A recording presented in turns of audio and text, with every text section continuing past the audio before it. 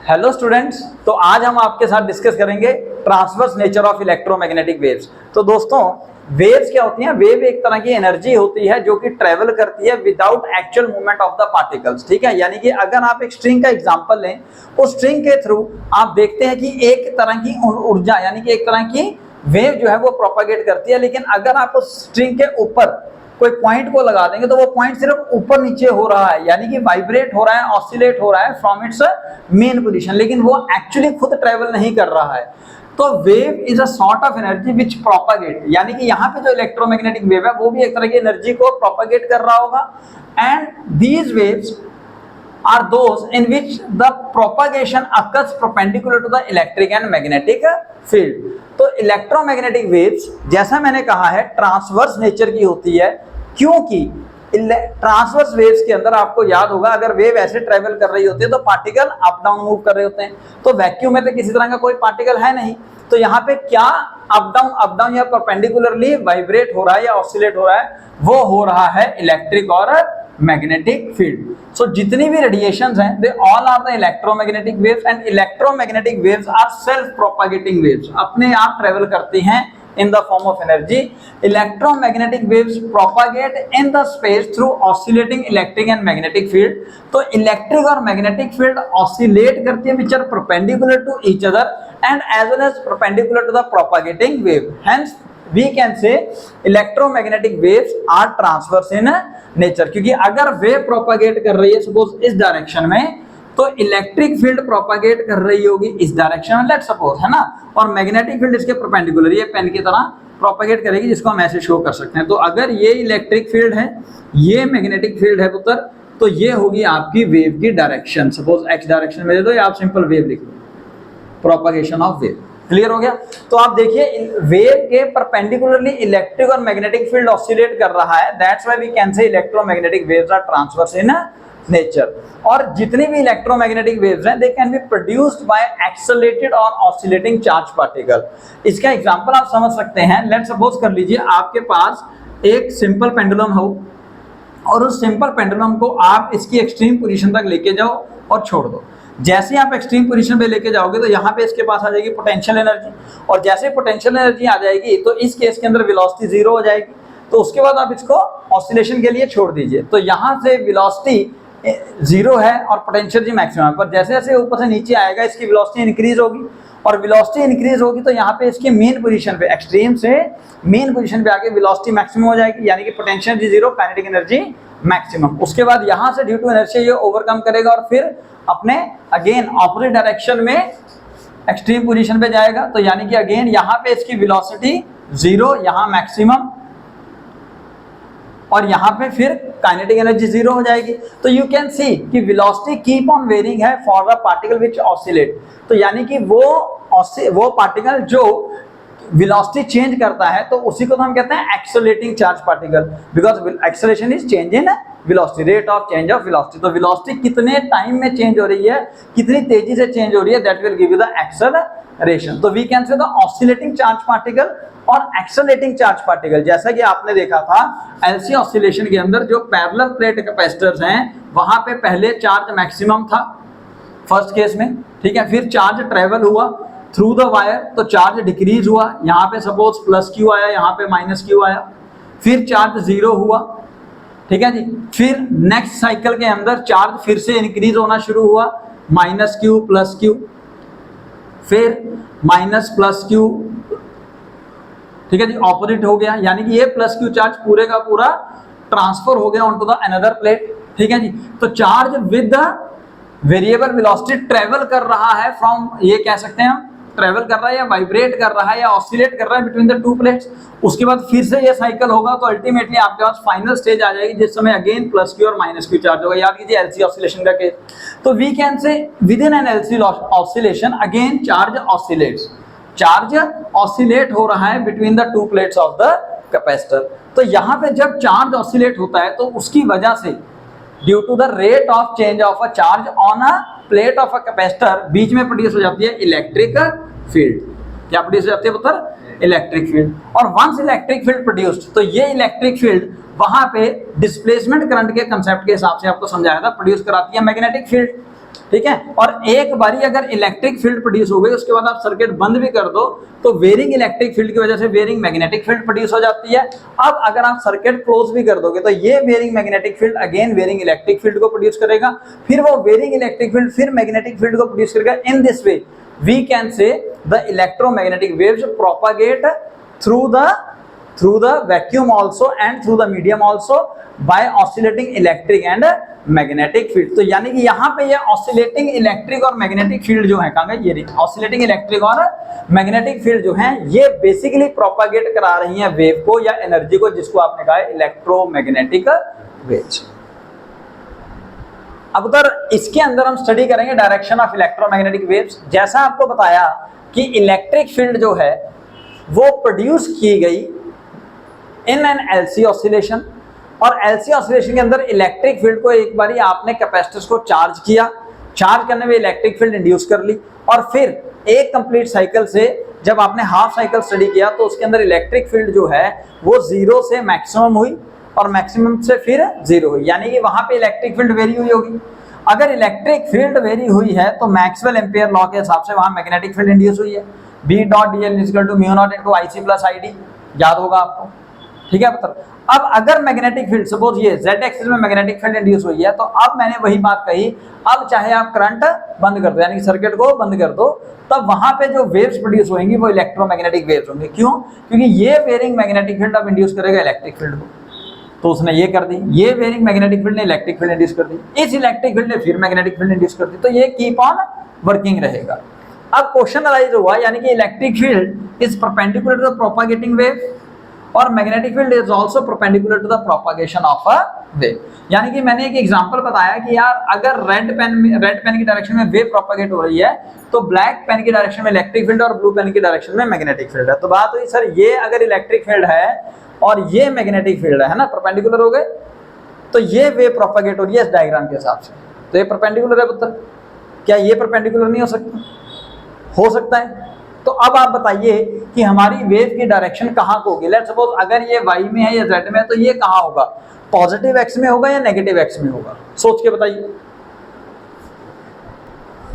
तो मतलब direction of wave को हम फाइंड कर सकते हैं by using a formula E cross B after fixing the direction of electric field and magnetic field.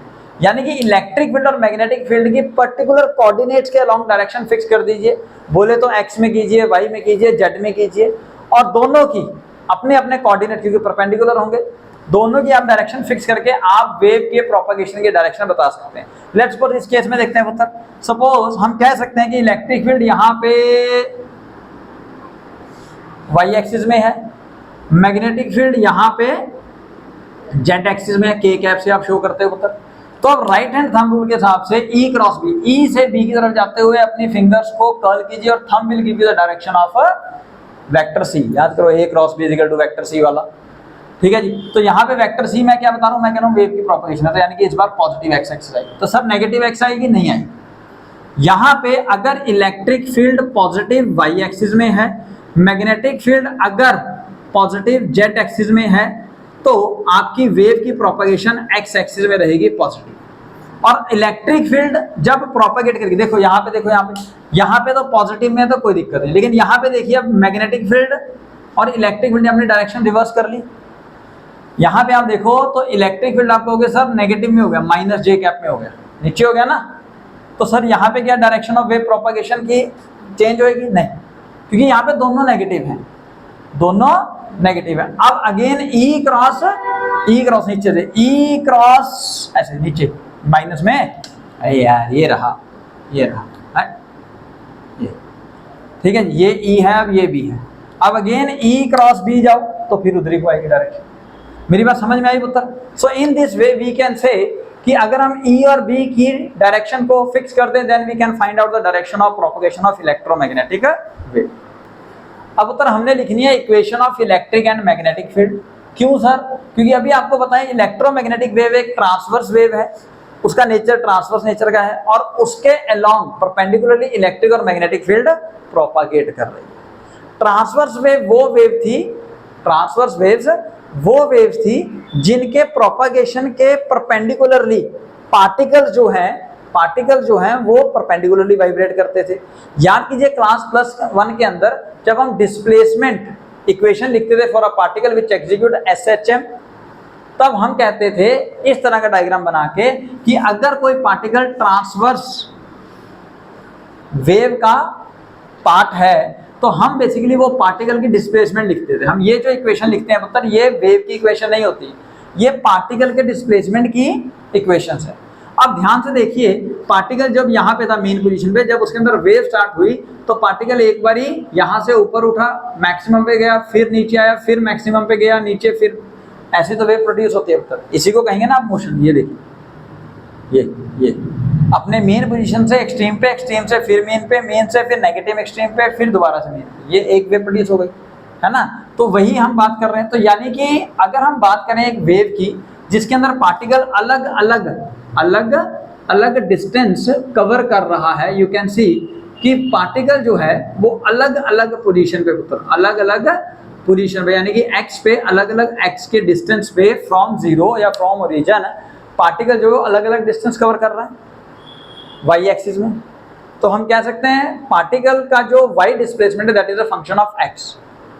ठीक है। अब अगर आप एक्स को फिक्स कर दें और टाइम को नोट करें, ये तो आपने एक फोटो खींची, जब आपने टाइम फिक्स कर दिया और एक्स के हिसाब से आपने पार्टिकल का डिस्टेंस डिस्प्लेसमेंट देखा, समझ आया पुत्र।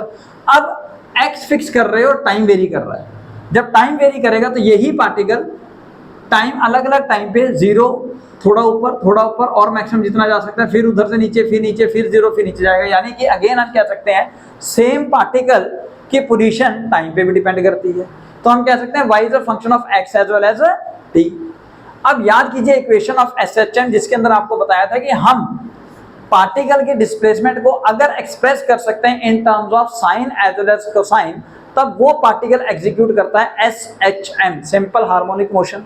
तो यहाँ पे आप साइन की फॉर्म में लिख रहे हैं y equal to a sin omega into t था वहां पे फॉर्मूला। जब उसको इलेबोरेट किया था तो फॉर्मूला आया था y equal to a sin omega t plus minus k into x। आप उधर साइन की जगह cos भी यूज कर सकते हो। और एक और इंपॉर्टेंट बात कि kx को आप आगे या पीछे भी लिख सकते हो, कोई दिक्कत नहीं। बस ये याद रखना है कि x के साथ k आता है और t के साथ ओमेगा आएगा, ये ध्यान रखिए। तो y is equal to a sin omega t plus minus kx और kx plus minus omega into t। अब सर x क्या है? अरे यार बताया तो है, x एक्सिस में अलग अलग पोजीशन। t क्या है? सर टाइम पीरियड जहां पे हमने कैलकुलेट करना चाहते हैं उस पार्टिकल की डिस्प्लेसमेंट। सर ओमेगा क्या है? ओमेगा है एंगुलर फ्रीक्वेंसी, फॉर्मूला था 2 पाई अपॉन टी या 2 पाई इनटू न्यू। सर k क्या है? k is another constant called wave number, इसका फॉर्मूला है 2 पाई अपॉन लैम्डा, याद रखें पुत्र। अब सर ये प्लस माइनस क्या है? बाकी सारी चीजें तो समझ में आ गई। प्लस माइनस क्या है? प्लस माइनस अगेन हेल्प करता है हमें to find out the direction of propagation of a wave, direction of propagation of a wave. जैसे अगर इक्वेशन के अंदर y is equal to a sin omega t plus k into x आया पुत्र, अगर इक्वेशन में प्लस आया बीच में ये, तब इसका मतलब आपकी वेव जो है वो नेगेटिव x एक्सिस में, ये रब कर दूं, नेगेटिव x एक्सिस में प्रोपागेट हो रही है, नेगेटिव x डायरेक्शन में प्रोपागेट हो रही होगी। क्लियर हो गया पुत्र? और अगर बीच में नेगेटिव आया तो यानी कि आपकी वेव हो रही है पॉजिटिव x एक्सिस में propagation. This is the direction of propagation of wave, direction of propagation of a wave. मैं फिर कह रहा हूं, अगर y is equal to a sin omega t minus kx या kx माइनस ओमेगा t लिखा है, यानी कि दोनों में से किसी एक में माइनस आ गया, तो यानी कि वो वेव कहां प्रोपागेट कर रही है पुत्र? Positive x axis. अगर बीच में प्लस आया तो वेव कहां प्रोपागेट करेगी? Negative x axis. क्लियर हो गया जी? इस टर्म को समझ लीजिए। तो अब इसी इक्वेशन को यूज करके हम इलेक्ट्रिक फील्ड और मैग्नेटिक फील्ड के इक्वेशन बनाएं, क्योंकि आपको पता है कि इलेक्ट्रिक फील्ड जो है अगर वेव x एक्सिस में प्रोपागेट कर रही है तो इलेक्ट्रिक फील्ड y एक्सिस में ऑसिलेट हो रहा है ना। तो E is equal to E naught sine omega T plus minus K into X, लेकिन इस बार मैंने पॉजिटिव x एक्सिस में लिया है वेव प्रोपागेशन, तो यानी कि मेरे को बीच में नेगेटिव लेना पड़ेगा। अब मैग्नेटिक फील्ड जो है, मैग्नेटिक फील्ड अगर वेव x एक्सिस में प्रोपागेट कर रही है तो आपकी मैग्नेटिक फील्ड कहां प्रोपागेट कर रही है पुत्र? z एक्सिस में। सर ऐसे याद आया? इन दोनों को चेप दोगे तो वो वाला डायग्राम आ जाएगा इलेक्ट्रोमैग्नेटिक वेव्स वाला, जो आप सबकी बुक्स में भी बना होता है। तो ये हमें क्या बताएगा, B equal to B not sine omega T plus minus k into x. Sir wave positive x में तो यहाँ माइनस लगाओ, क्यों जी? अब टी के साथ याद रखना, टी के साथ एंगुलर फ्रीक्वेंसी, एक्स के साथ wave number. Formula sir frequency का एंगुलर फ्रीक्वेंसी का 2 पाई बाय टी या 2 पाई इंटू न्यू, और के का 2 पाई अपॉन लैम्डा। और याद रखिए electric field and magnetic field are always in same phase. और आप किसी भी इक्वेशन को पकड़ लो, किसी भी इक्वेशन को पकड़ लो, ऐसे ही लिखा जाएगा। और इसके नंबर ऑफ इक्वेशंस और बन सकती हैं। सपोज ई को बना रहा हूं मैं पुत्र साइन, यहाँ पे लिखो 2 pi upon capital T into small T minus 2 pi upon lambda into x. पुत्र बनती है नहीं बात? 2 पाई को बाहर निकाल लो, एक इक्वेशन और बन गई, देखो 2 पाई बाहर, अंदर आएगा जी small t upon capital T minus x by lambda. बनी या नहीं इक्वेशन ऑफ? तो ये डिफरेंट फॉर्म्स हैं इक्वेशन ऑफ इलेक्ट्रिक और मैग्नेटिक फील्ड की। एक और बन जाती है, यहाँ पे देखो, यहाँ लिख देता हूँ पुत्र, ई नॉट साइन सर जी 2 पाई बाहर है, 2 पाई ब्रैकेट में लिखो इसको बाहर, 2 पाई किससे मल्टीप्लाई है सर? टी। अब 1 बाय टी क्या होता है? Frequency. So new into T minus x by lambda, minus x by lambda. तो यानी कि अलग अलग तरीके से आपको क्वेश्चन के अंदर इक्वेशंस यूज करनी आनी चाहिए। ये है equation of electric and magnetic field for electromagnetic. तो पुत्र एक ये छोटा सा टॉपिक भी रह गया, relationship between E not and B not. E not क्या है? Maximum value of electric field. B not क्या है? Maximum value of magnetic field. तो Maxwell number of times experiment कर करके उन्होंने ये पाया कि अगर मैं ई नॉट और बी नॉट को डिवाइड कर देता हूं तो उसकी वैल्यू एग्जैक्टली सेम आ जाती है सी की। सी क्या है? Speed of electromagnetic wave. Speed of सिर्फ लाइट नहीं, स्पीड ऑफ इलेक्ट्रोमैग्नेटिक वेव। सारी रेडिएशन इलेक्ट्रोमैग्नेटिक वेव्स हैं सर, और लाइट भी एक इलेक्ट्रोमैग्नेटिक वेव है, ध्यान रखिए। So E naught upon B naught is equal to C, ठीक है पुत्र। और ये फॉर्मूला भी डिराइव हुआ था from this formula V is equal to omega by K. V is equal to omega by K. आप यहां से भी आप इसको डिराइव कर सकते हैं। कैसे कैसे कैसे कैसे आप इसको यूज करेंगे, ठीक है? तो आपके पास फॉर्मूला आ जाएगा V is also equal to C is equal to nu lambda वाला, ये वाला फॉर्मूला। ये फॉर्मूला भी यहां से डिराइव हुआ है। ये मेन फॉर्मूला आप पकड़ लीजिए और एक ये फॉर्मूला पकड़ लीजिए। इनकी मदद से आप किसी भी तरह का न्यूमेरिकल कैलकुलेट कर पाएंगे। हालांकि स्पीड ऑफ इलेक्ट्रोमैग्नेटिक वेव जो है C, वो डिपेंड करता है इलेक्ट्रिक और मैग्नेटिक फील्ड के नेचर पे, इलेक्ट्रिक और मैग्नेटिक फील्ड के नेचर पे, जिसमें आपको याद कीजिए फॉर्मूला बताया था C is equal to 1 upon under root of mu naught into epsilon naught. This is formula for electromagnetic waves in air और इन वैक्यूम, ठीक है जी। सर किसी मीडियम में क्या हो जाएगा? फिर मीडियम के अंदर इलेक्ट्रोमैग्नेटिक वेव्स की वेलोसिटी जो है वो v हो जाएगी, जिसका फॉर्मूला का 1 upon under root times of magnetic permeability of medium into permittivity of that medium, ठीक है जी। So mu m into epsilon m. अब इनमें रिलेशन याद है आपको पुत्र? सो एप्सिलॉन आर का लिख रहा हूं, relative permittivity of medium is equal to epsilon M divided by epsilon naught. और कैपेसिटर के केस में एप्सिलॉन आर को आप डाइलेक्ट्रिक कांस्टेंट लिखते थे, ठीक है जी। सिमिलरली कहाँ लिखूं? यहाँ पे लिख दो। So mu R relative permeability of a medium is also equal to the magnetic permeability of medium. Relative is equal to magnetic permeability of medium divided by absolute magnetic permeability of a vacuum या free space। तो ये formulas आपके सामने हैं, इनकी मदद से आप किसी भी तरह का न्यूमेरिकल सॉल्व कर पाएंगे।